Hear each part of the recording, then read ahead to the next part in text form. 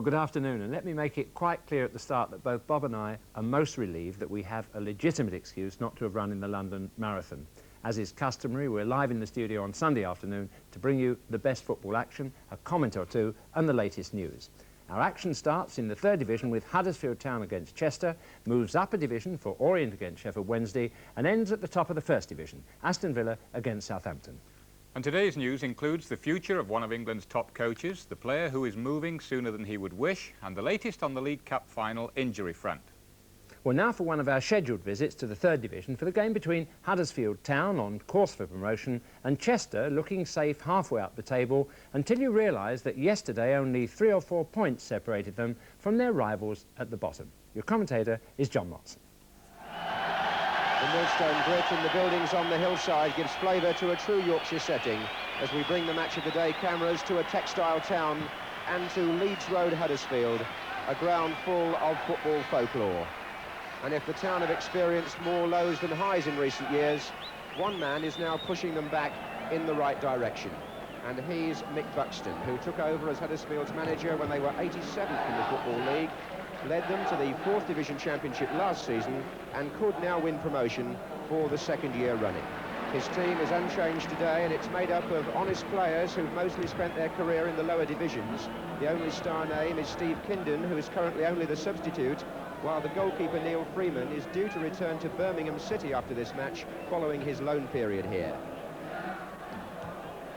Chester have 1 or 2 names you may recognise. Number 4, Trevor Staunton, played for Liverpool in the First Division, and number 9, Keith Fear, was at Bristol City. But the most familiar figure there is number 6, Alan Oakes, the player-manager who won so many honours with Manchester City, and this afternoon plays the 744th league match of a career which began in 1959. Referee this afternoon, George Tyson of Sunderland.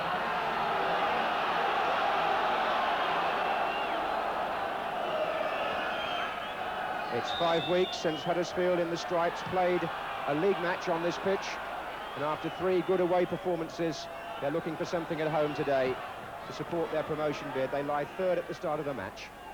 That was Keith Hanvey, and it was a little touch for Chester by Brinley Jones, and here's Malcolm Brown, the Huddersfield right back. Robbins, number 10. Was Kennedy back again to Brown. Now Alan Oakes gets his first touch. Playing in midfield. Still that measured stride. That was Fear. That was Sutton for Huddersfield.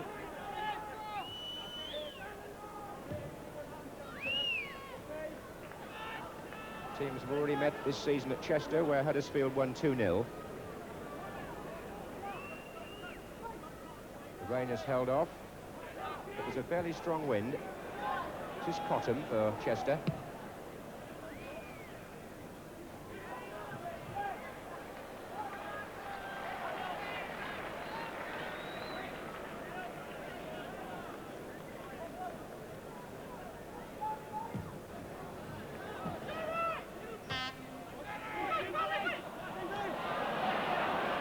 Sutton. Austin. Kennedy. Referee spotted the foul by Cottam on Austin when the ball had gone. Lillis. Keith Hanvey coming forward, left-footed player. Dispossessed, or rather intercepted there by Ludlam. Robinson. Cowling. Looks for Austin. Robinson continues his run. What a good one it was. Robbins is in the centre, and so is Stanton, unmarked on the far. And it's behind by Ludlam for the corner. Good defending. Pat on the back of his goalkeeper for Stevie Ludlam. Good break by Fred Robinson down the left for Huddersfield. Robbins and Stanton both in the centre. But the foul on Ludlam as he cleared the ball meant that it was a free kick in the end to Chester anyway. It was slightly miscued by Hanvey. So here's Jones for Chester. Cowling away from Needham, he's found Robbins. And Huddersfield getting people forward again here with Lillis. Stanton on the right, Malcolm Brown, the fullback, is coming outside him. And Austin arrived, oh, and Lillis put the ball right into the goalkeeper's arms. It could have gone anywhere. Well, Millington will feel relieved. Goalkeepers do make their own luck, but it was a good run by Huddersfield's Brown on the right. Overlapping yet again, played it in hard, and when it ricocheted off the first player in there, Lillis it was who had the last attempt.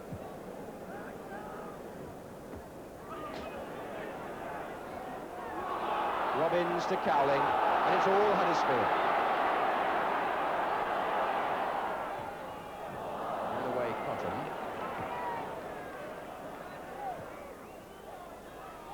Robinson. And again Robinson. Cowling. Austin is coming in, it's going to come to Stanton. Oh, this number 4, Brian Stanton, 13 goals this season from midfield, pushing up behind the strikers and on the right-hand side mostly. Always a player to watch. Alan Oakes must be reflecting after the first quarter of an hour that his side have got a true task on this afternoon.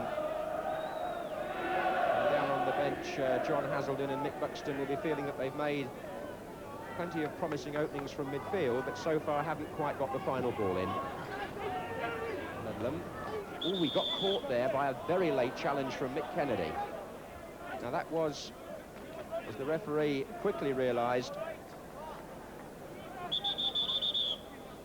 little Mick Kennedy tends to have this reputation for biting well in midfield. He played for Halifax against Manchester City in that FA Cup giant-killing achievement last season.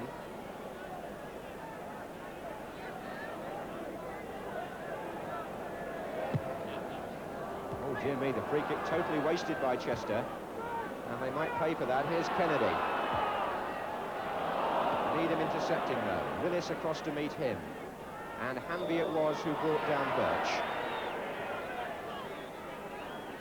George Tyson, the referee, perhaps feeling that with 2 fouls in quick succession by Huddersfield players, things need cooling down a bit. There are 10 minutes left in the first half. Here's Jones for Chester. Here's Needham. And that's Ludlam with the touch. It came off Hanby. Ludlam again. Needham. Austin out for a corner. Chester's first corner then.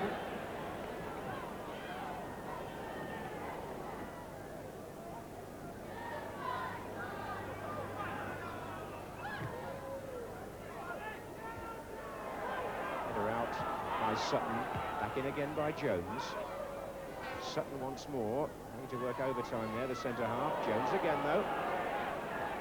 Away from Robinson nicely. Still Jones. Oh! Brought down outside the area by Cowling, and the referee may decide here to make a point and book Dave Cowling.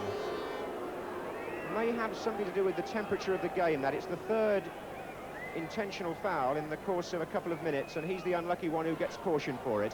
It was a good run by Brindley Jones, the number 8 there. He'd gone past the first man, Robinson, and was on his way past the second when he was tripped. Jones takes. Oh, a good header against the bar by Birch. And hooked in by Cotton. And the unlucky player was number 10, Trevor Birch. Well, it was a good free kick by Brindley Jones. He put it in early, and it was a header by Trevor Birch that came back off the bar.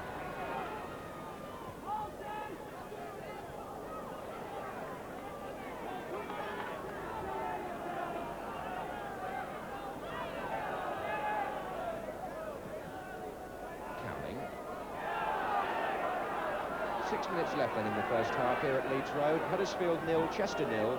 Robbins for Huddersfield. Cowling to Austin.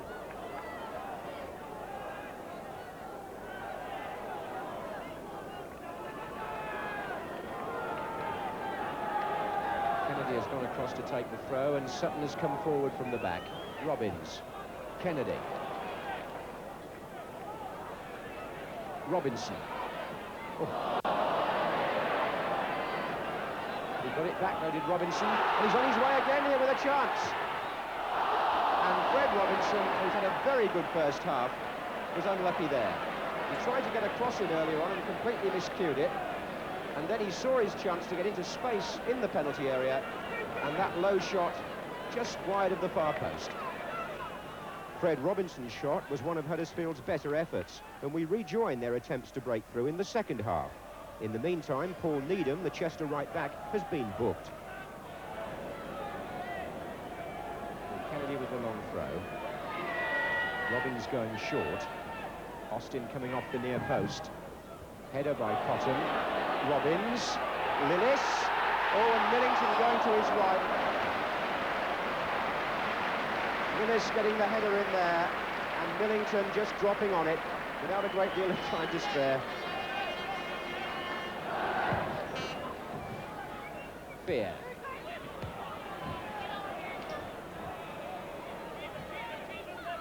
This is Robinson being just tapped from behind there by Sutcliffe. That was a foul.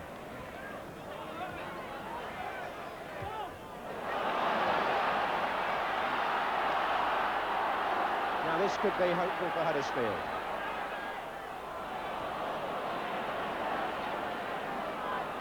They can keep the momentum going, perhaps with the throw from Brown to Austin. Brown again. Robbins turn, and it's still there, and now it's Robinson. Good ball. Lillis. Austin is hovering far post. Coming to the near now. Couldn't reach that, but Stanton might. And he did. And Austin has charged the goalkeeper in an attempt to knock him over the line with the ball. That happened when Millington caught Stanton's very sharp hook shot. Terry Austin tried the old-fashioned charge to knock the goalkeeper over with the ball, and he's got booked for it.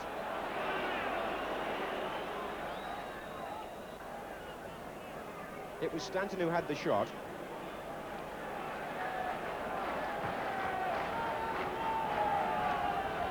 Up goes Sutton, good header. And by Oakes. There's Sutton again. Stanton. Austin. Kennedy, Brown,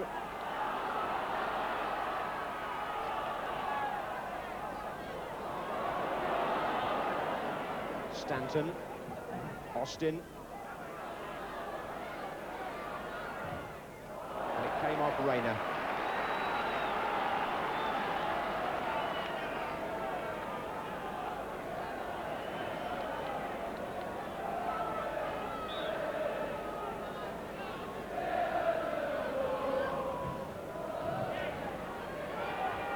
Oh, a back header by Cotton could put them in trouble, and Sutton's in there, and it wouldn't go in, and Robbins has got it now.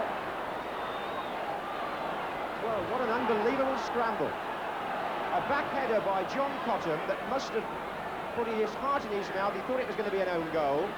It came back, and then Dave Sutton had that shot, and somehow Chester, back there in numbers, kept the ball out their net. Fred Robinson for Huddersfield. Cowling, Robinson, and still Robinson with the shot.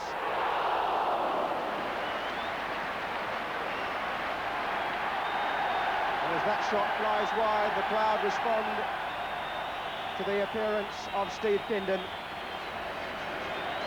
The man coming off is Terry Austin, and one of the most popular figures in football, Steve Kindon, who played, as you'll well remember, I'm sure, with both Burnley and Wolves, scored his 100th league goal earlier this season here at Huddersfield.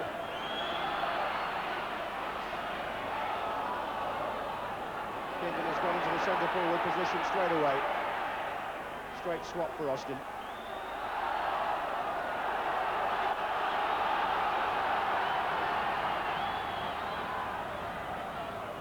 Kennedy to Kindon. Good ball. Robbins. Side netting. Well, the substitute makes an immediate impact. Kindon picking the ball up from the throw-in. Left foot cross to the far post. One of the best crosses that Huddersfield have put over. And it's his first. And Robbins heads into the side netting. There's turn by Sutcliffe. Well, that's well played by Brindley Jones across to Reynolds. Chester still moving comfortably in these last few minutes. 4 players waiting in the centre for a cross. Oakes wants the ball played back to him. And that's going to find Jones. And that came off Stanton. Kennedy. And this is Robbins. And that's Kindon. And he's got Cotton to beat.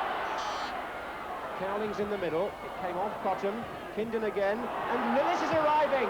What a good save by Millington. Lillis can't believe his luck, but it's down to fine goalkeeping. Kindon pulled it back. Lillis was well placed. He hit it well. Going into the far corner. Good save by the keeper. Rayner gets up. Jones. Oh, I say, Keith Fear here in acres of room. Now, can he get the pace here on Stanton? Well, the referee says play on. Fear clearly thought he was impeded, and I must say he had a case.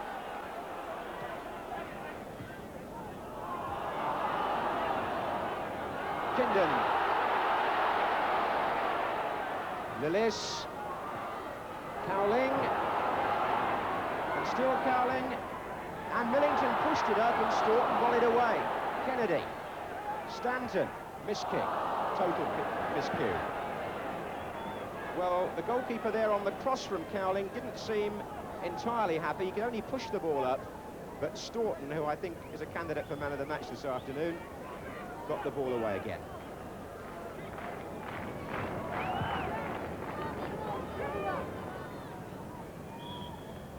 Use of the elbows there by Birch on Hanley. So a free kick to Huddersfield in the last minute of normal time.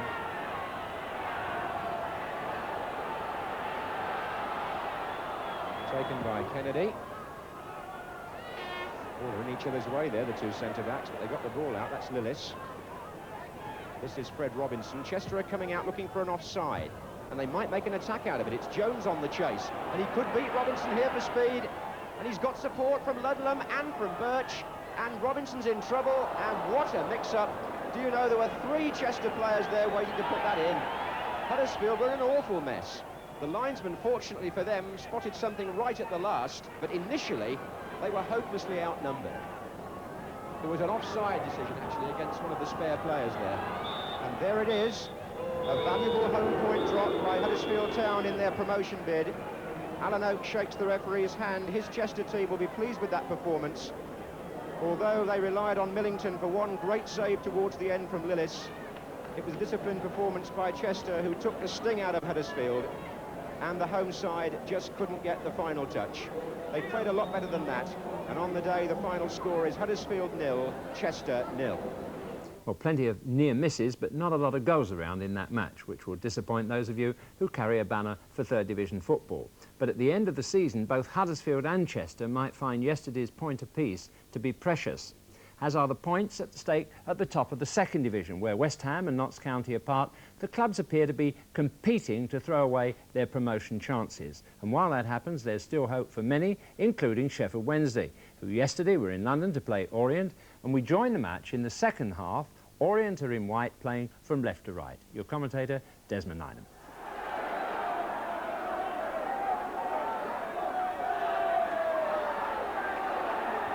Chidozie now, setting up goals for Orient. And he's brought down, but just outside. Bowles indicating that it was inside the area. Bowles then. Now Gray.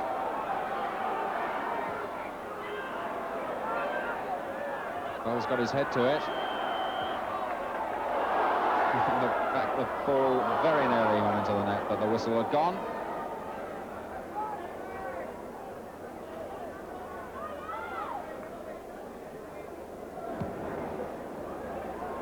Good long kick from Boulder.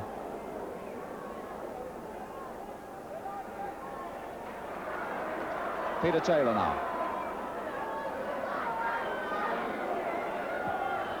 And a fine ball from him. Chidozie.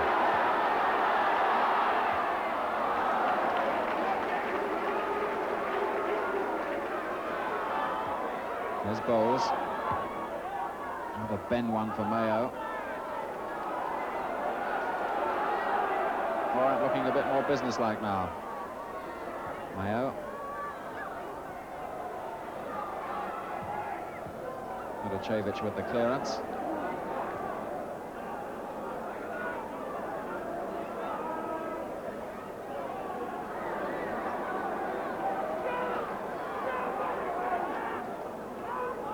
Fisher. Jennings, and it's there. Jennings, absolute free header. Super cross from Bobby Fisher. And Orient 1-0 up.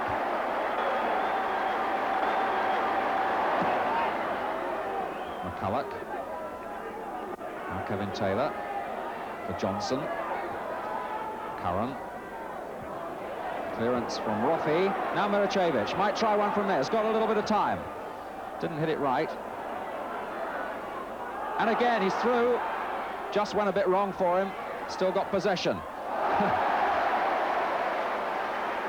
That's what you call positional play by Mervyn Day.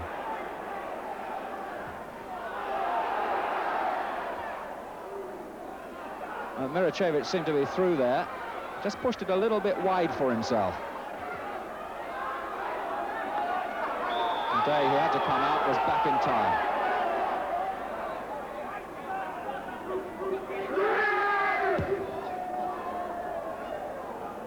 Mark Smith's header. Jack Charlton on the bench there, not looking too amused by the proceedings at the moment. No. Bowles for Fisher. Lovely weighted pass. And it's there. Taylor. Peter Taylor. The skill of Stanley Bowles, the cross from Bobby Fisher, and the finishing from Peter Taylor. 2 points for Orient there to cheer up manager Jimmy Bloomfield, who's in hospital at the moment, and our very best wishes go to him. Wednesday's manager, Jack Charlton, could well complain that his team's away form is enough to send a less resolute man to the lunatic asylum. But as the table shows, there's still hope. Of the challengers, apart from Wednesday, Chelsea and Swansea both lost, the majority of them drew, and Grimsby and Derby gained ground by winning. But what does Jack Charlton think about it all? I take it you're not very happy with that. No, I'm very upset over it. We played in the first half as if we were just content to give the ball away and hope we got a draw. And give them a right bit of a go at them in half-time, and we went and played. But we never really looked as if we wanted to get the goal that would win the game. And I said to them, you'll mess about, and you'll not be positive, and then you'll give them a goal, and then you'll finish up losing. That's exactly what happened. They got a goal kick, played it back to the edge of the 18-yard box. We cleared the area. He humps the ball in that the goalkeeper should have come and taken and decided to stay. And we left to Billy Jennings with the freest header he'd ever get in his life for the first time in the game, and which cost us a game. The second goal wouldn't have happened if the first one hadn't come. Well, Jack Charlton may have reservations about his team's ability to survive in the First Division, but there are no such doubts about West Ham. Next weekend, they could clinch promotion. But before that, they have a little matter of a League Cup final replay at Villa Park on Wednesday against Liverpool. West Ham have only one serious problem. Central defender Alvin Martin, who injured his left ankle yesterday at Bolton after heading the ball against the crossbar in an incident remarkably similar to the one at Wembley 2 weeks ago, in which he earned his side a penalty in the dying seconds of extra time.